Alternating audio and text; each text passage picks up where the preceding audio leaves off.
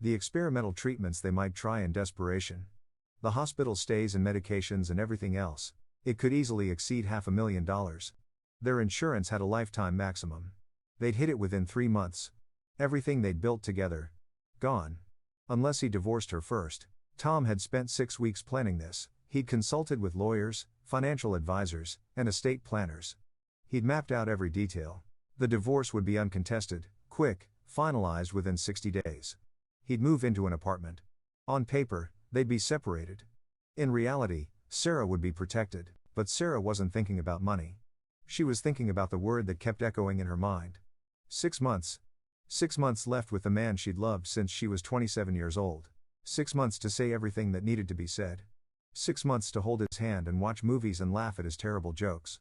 6 months before she'd wake up alone for the rest of her life. And he wanted to spend those 6 months divorced from her. Living in a different home. Pretending they weren't still the same two people who'd built a life together. The conflict. 13/30/18 *. No, Sarah said. Her voice was quiet but firm. Tom looked at her in confusion. Sarah, you don't understand. The medical bills alone will be catastrophic. If we stay married, everything we own becomes vulnerable to creditors. The house, the savings, everything. I've already talked to 3 different attorneys and they all said the same thing. This is the only way to protect you. I said no, Sarah repeated, louder this time. She stood up, and Tom rose with her. You don't get to make this decision alone, Tom. You don't get to decide that protecting me from debt is more important than being my husband when you die. You don't get to rob me of the right to be your wife at the end. But the money. Tom started. I don't care about the money, Sarah said, and she realized she meant it. Tears were streaming down her face now. I don't care if we lose the house. I don't care if I have to declare bankruptcy. I don't care about any of it.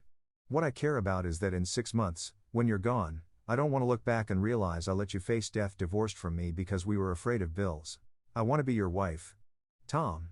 Until the end. Exactly like we promised. They stood in the kitchen, both crying now, the anniversary dinner forgotten, the divorce papers scattered on the floor between them. Outside, the sun was setting, casting long shadows through the windows. Inside, a couple was facing the hardest decision of their lives. Tom reached for her and pulled her close, and she buried her face in his chest. Breathing in the familiar scent of his cologne. Feeling his heartbeat against her cheek, and knowing that every single one of those heartbeats was now countable, finite, precious beyond measure. The choice. 1823-15 *. They talked through the night. Tom showed her everything. The medical records, the financial projections, the legal documents. He'd been methodical,